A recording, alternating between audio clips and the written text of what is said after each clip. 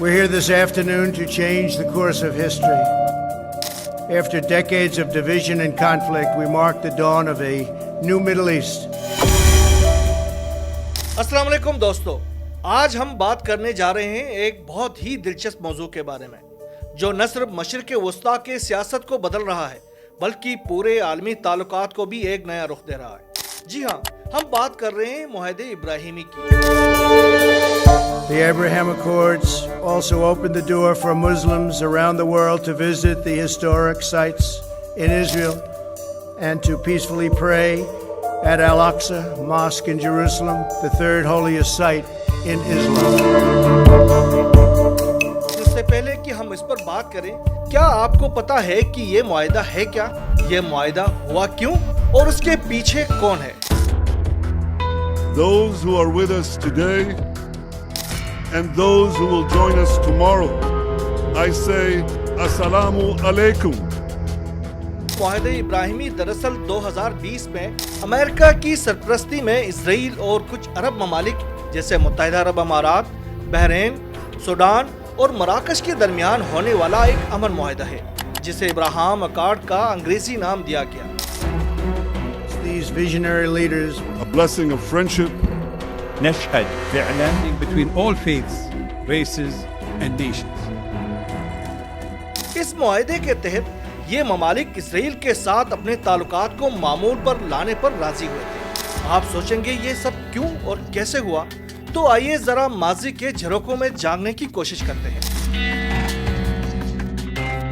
1948 में जब अमेरिका और बरतानिया के ताउन से फलस्तीनियों की सरजमीन पर इसराइल का नाजायज कयाम अमल में लाया गया, तो इसराइल अपने वजूद में आने के फौरी बाद से ही खास तौर पर मुस्लिम ममालिक की जानिब से तस्लीम न किए जाने के मसले से दोचार हुआ। इसकी वजह एक इस्लामी सरजमीन पर गैर कानूनी तौर पर बज़ोर ताकत इसराइल का कयाम था। यूं पहले ही साल यानी 1948 में अरब इसराइल जंग हुई। इसके बाद 1956 और 1967 की 6 रोजा जंग में अरबों को नुकसान भी उठाना पड़ा, बल्कि गोलान की इंतहाई अहम पहाड़ियों समेत मुतादिद इलाके भी उनसे छीनकर इसराइल ने अपनी रियासत को वसी किया। अभी माजी के जख्म ताज़ा ही थे कि 1973 में एक और अरब इसराइल जंग फूट पड़ी जिसे रमजान जंग भी कहा जाता है। इस जंग में अरबों ने इसराइल को बहुत जानी और माली नुकसान पहुंचाया, लेकिन अमेरिका और मगरबी ममालिक की बरवक्त मदद से जंग का नक्शा बदल गया और शिकस्त खुर्दा इसराइल एक बार फिर अरबों पर बाजी ले गया, जिसके रद्द अमल में अरबों के अमेरिका से ताल्लुकात इंतहाई कशीदा हो गए और अरबों ने इसराइल की मदद करने वालों को तेल की सप्लाई बंद कर दी। नतीजतन अमेरिका और यूरोप में जिंदगी का पहिया जाम हो गया। पेट्रोल स्टेशनों पर लंबी लंबी कतारें लग गई। ये पहला मौका था जब मगरिब को ये एहसास हुआ कि वो किस कदर अरब ममालिक के मोहताज हैं। इस बुरान के बाद जहां अमेरिका और यूरोप ने मशरिक़ वस्ता में सूरत-ए-हाल इसराइल के हक में करने के लिए तगोदो शुरू की, वहां बहरान पैदा करने वाले अरब रहनुमाओं को निशान इबरत बनाने की धमकी भी दी और इस बहरान के एक साल के अंदर अंदर सऊदी बादशाह फैसल को शहीद भी कर दिया गया। इसके बाद से तो किसी अरब रहनुमा ने अमेरिका बहादुर के सामने तो सर भी नहीं उठाया। ताहम कई दहाइयों तक फलस्तीन और इसराइल के दरमियान झड़पें और तनाज़ात जारी रहे। इसके बावजूद आलमी तौर पर अरब दुनिया और इसराइल के ताल्लुकात की बेहतरी की कोशिशें भी जारी रही।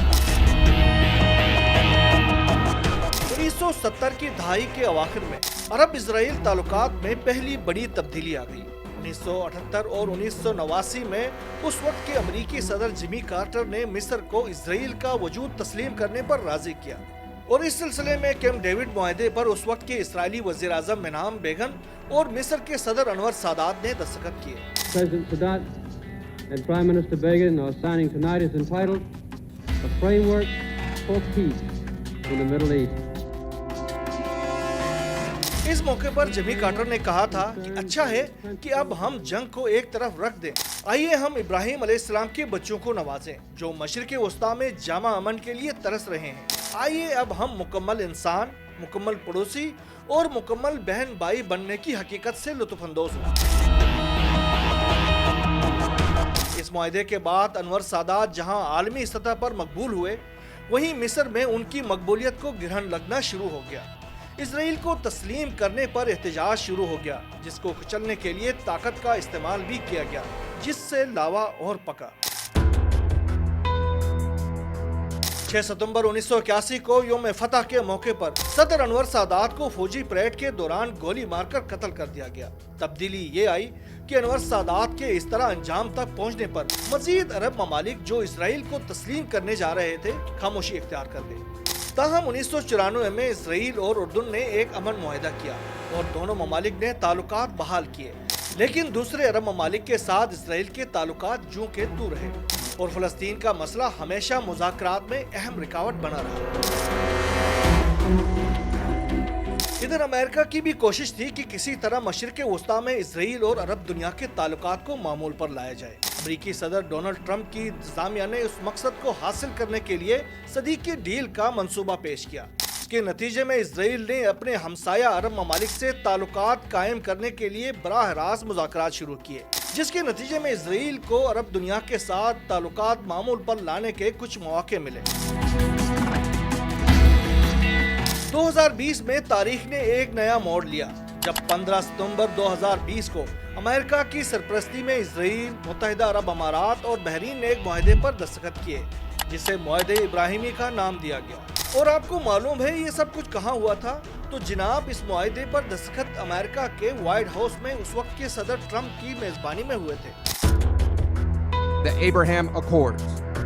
They will each sign 4 copies, 1 in English, 1 in Hebrew, and 2 in Arabic. اس معاہدے کے تحت اسرائیل اور یو اے کے درمیان تجارت، اقتصادی ترقی اور دفاعی تعلقات کو بڑھانے پر اتفاق کیا گیا۔ متحدہ عرب امارات کی حکومت کے تعاون سے ملک میں یہودی معبد کی تعمیر کی گئی جسے ابراہیمی فیملی ہاؤس کا نام دیا گیا، اور اس میں بیک وقت مسجد، چرچ اور ملک کا پہلا یہودی معبد ایک ہی جگہ پر قائم کیے گئے۔ یہودیوں نے اس عبادت گاہ کے افتتاح پر ابوظہبی حکام کا شکریہ بھی ادا کیا۔ اس کے بعد بحرین بھی اسرائیل کے ساتھ تعلقات کو معمول پر لانے پر راضی ہوا، اور آپ کو یہ جان کر شاید حیرانی ہو کہ سوڈان اور مراکش نے بھی بعد میں اسی معاہدے میں شمولیت اختیار کی۔ ڈونلڈ ٹرمپ نے اس معاہدے کا کریڈٹ خود لیتے ہوئے اگلے انتخابات میں اس کا خوب استعمال کیا، لیکن پھر بھی اسے ناکامی کا منہ دیکھنا پڑا۔ ابراہم اکارڈ یعنی حضرت ابراہیم علیہ السلام کے نام پر ہونے والے اس نام نہاد معاہدے کو 4 سال سے زائد ہو چکے ہیں۔ اب امریکی حکومت سعودی عرب اور پاکستان سمیت کئی مسلم ممالک پر بھی اس نام نہاد معاہدے کا حصہ بننے پر دباؤ ڈال رہی ہے۔ سعودی عرب کی جانب سے تو کہا گیا ہے کہ جب تک فلسطین کو بطور ریاست تسلیم نہیں کیا جاتا وہ اسرائیل کو تسلیم نہیں کرے گا۔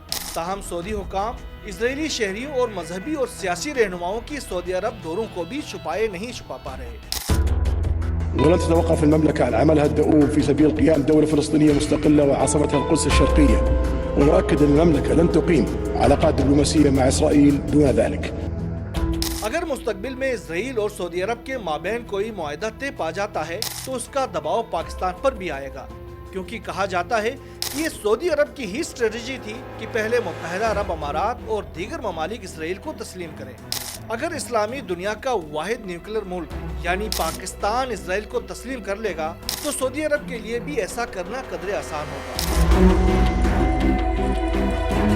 لیکن یہ بھی ایک تلخ حقیقت ہے کہ اسرائیل اور فلسطینیوں کے درمیان جاری اس تصادم کی صورتحال نے کئی عرب ریاستوں اور اسرائیل کے درمیان بڑھتی ہوئی گرم جوشی کے کھلے عام اظہار کو بھی لگام ڈال دی ہے۔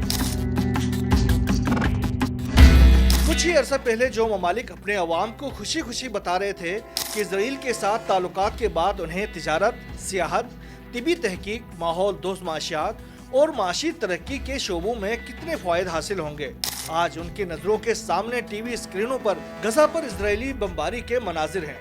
غزہ میں جگہ جگہ ملبے کے ڈھیر ہیں۔ مشرقی یروشلم میں اپنے گھروں سے طاقت کے زور پر نکالے جانے والے فلسطینیوں کی ویڈیوز ہیں، اور وہ مناظر بھی ہیں جن میں اسرائیلی پولیس مسجد اقصی پر دھاوا بولتی ہوئی دکھائی دے رہی ہے۔ سوال پیدا ہوتا ہے کہ موجودہ لڑائی اسرائیل اور اس کے عرب ساتھیوں کے درمیان مستقبل کے تعلقات پر کیسے اثر انداز ہوگی۔ اس کے جواب کا انحصار بڑی حد تک اس بات پر ہے کہ موجودہ صدر ٹرمپ جو کہ نام نہاد معاہدے ابراہیمی کا خالق بھی ہیں، وہ کس حد تک اپنے دباؤ کا استعمال کر سکیں گے کہ مسلم ممالک اس معاہدے کا حصہ بن سکیں۔ یہ تو آنے والا وقت ہی بتائے گا کہ کون ٹرمپ کے ٹریپ میں آ کر معاہدے کا حصہ بنتا ہے اور کون فلسطینیوں کے حقیقی خیرخواہ کا کردار ادا کرتا ہے۔ غزہ جنگ بندی کے بعد اب اسرائیل کو عبرتناک شکست کا سامنا کرنا پڑا۔ لاکھوں بے گھر فلسطینی اپنے گھروں کو لوٹ رہے ہیں۔ ایسے میں نئے مشرق وسطیٰ کا اسرائیلی اور امریکی خواب تو چکنا چور ہو چکا ہے۔ اسرائیل سے دوستی کے خواہاں عرب اور چند مسلم ممالک کا اب کیا بنے گا، یہ تو آنے والا وقت ہی بتائے گا۔ تو پھر انتظار کیجئے اس آنے والے وقت کا۔